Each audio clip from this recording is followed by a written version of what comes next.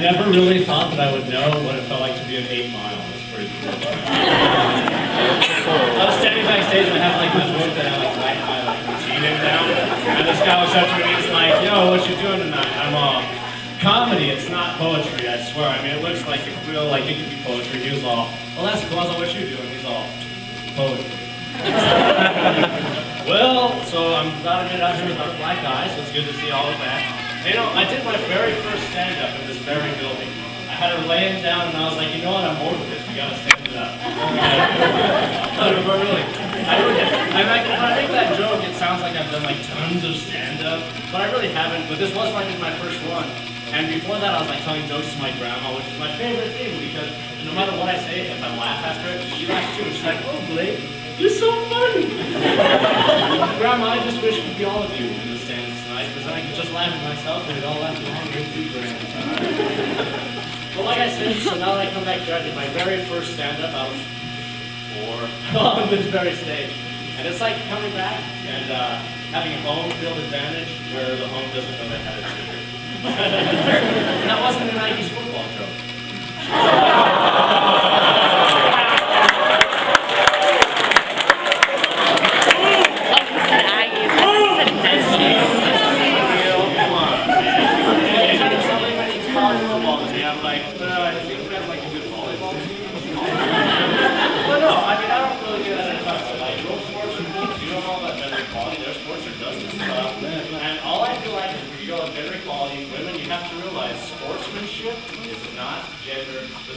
Let me tell you what, when we play beer pong, there is stuff on the line. My manliness, my whole college days is on the line. If I'm playing in beer pong and I hear this line when I call out your elbow shot, then I'm a girl. That is bullshit.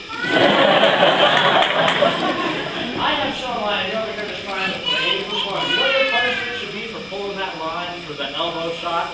It should be whoever you get married to should be a guy that's like, hey, babe, make me a sandwich. And you're gonna be like, no, all guys say that. They should be like, but I'm a guy, I can't. And so that should be the punishment for that terrible line. Because I mean, and they look at that terrible pouty face where they're like, just let me lean over the table. You're not even making anyways, I'm a girl. Get your fingers if they're gay.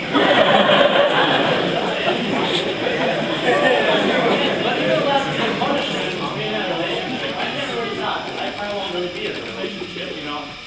Between myself and everybody else, I see a lot of terrible pickup attempts in the world. Like, let me tell you a couple of the worst ones. One of them's mine. The very first worst one was I went to Walmart with my dad once, and we're both the type of guy that hates trying on clothes. Like, it's weird, especially at Walmart. They have like cardboard boxes stood up, and they're like, we promise we won't look at you on camera. It's like you have to change in there, like you're all like, clothes look right. I mean, I think the camera's looking over here, so I don't really want to show too much. And so we go up and he's got his pants. My dad, he's a real shy guy, real short, shy. And so she's, I mean, I'm sure she was a wonderful lady. But she's like a nice lady, just maybe a little homely looking, what can we say, you know? And so my dad's like, I need to try on these 2 pairs of pants. And she looks at him up and down. I'm like in middle school at this point. I'm standing there, she looks at him, she's all, shame right there.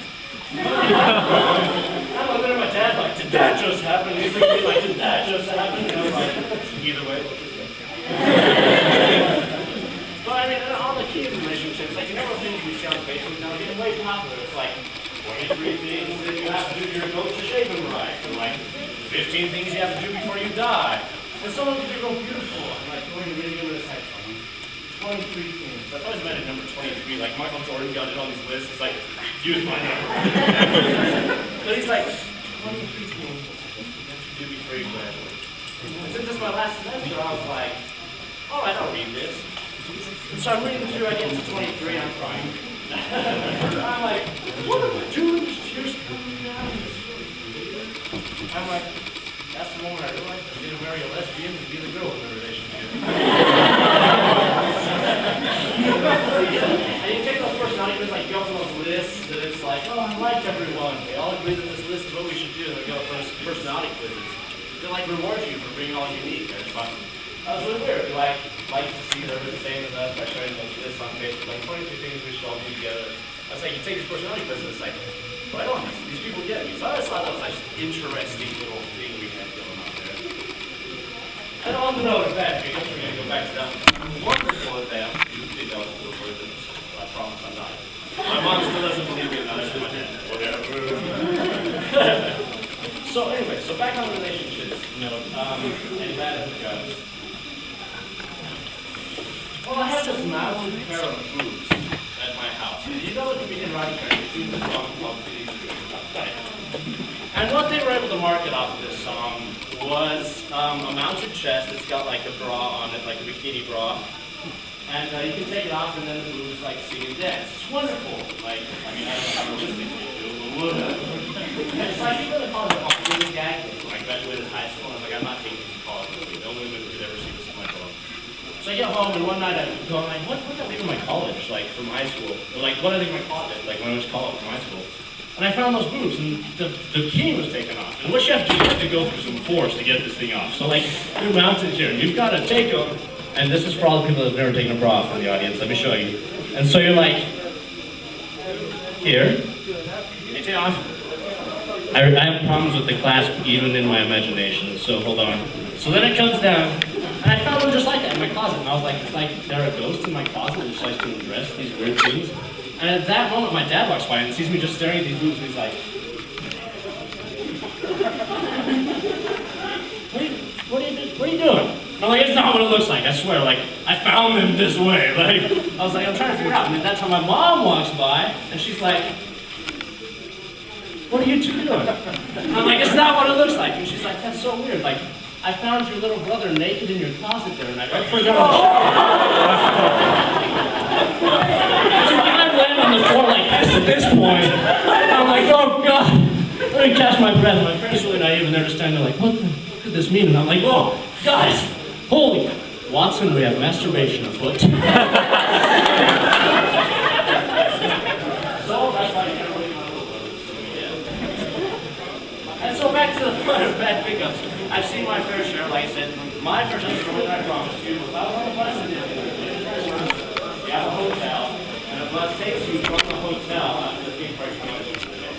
So I get on this bus, it's dark 30 in the morning, I'm all tired, I'm with my dad. And there's this really hot chicks on this bus.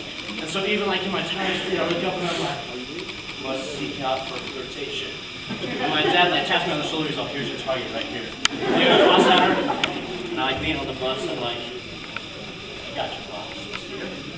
It's one of this badge, it's like this real fancy badge, and it says, Thanksgiving Day Parade, shall learn all proud, something like this. And I'm like, hey, what's the badge for? And she's like, well, get this, she's like, I'm a cheerleader in the Thanksgiving Day Parade. I was like, oh, that's so sweet. I was like, what day is it on? So my dad does that same thing, he just goes, oh. And I'm just standing there, look at her for like an answer still, and I'm like all eager, and she's just like, oh. Thanksgiving? What I realized is I really get along with cat people. And so I went to Sonic the other day, and I was sitting there, and there's these birds, they hop along the legend of Sonic, and they're like just chilling, and these birds are right there popping. They're not a French fry. And so I toss the French fry out on the like hood of my truck, and this guy hops over, and he like hops up, and he looks at me and he's all, like, you cool? And I'm like, you cool? And he gets the French fry, and he flies off, and I was like, wow. Nature. So that's what I realized. I was like, most people are cat people. I want to be the bird master. I want to come to Sonic and put French fries on my hood. And that birds walk to my truck. They're like, here's the French fry guy. I'm like, yeah. I'll hop over my window and smell my bird and be like, dude, daps. Dap it, and I'll be like, you're welcome to the French fries. And that's also the day that I realized I shouldn't go to Sonic so stoned anymore. Have you ever like drank water out of your cup hands and thought you were losing some blood? Or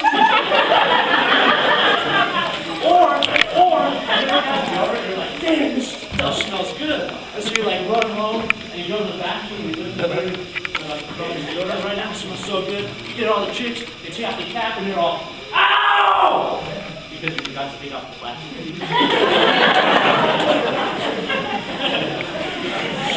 Well, guys, I think that's going to be it for me tonight, but I'm glad that I can tell you the reason why I'm no longer afraid of boogeymen in my closet. And also, while I'm in the room, and you guys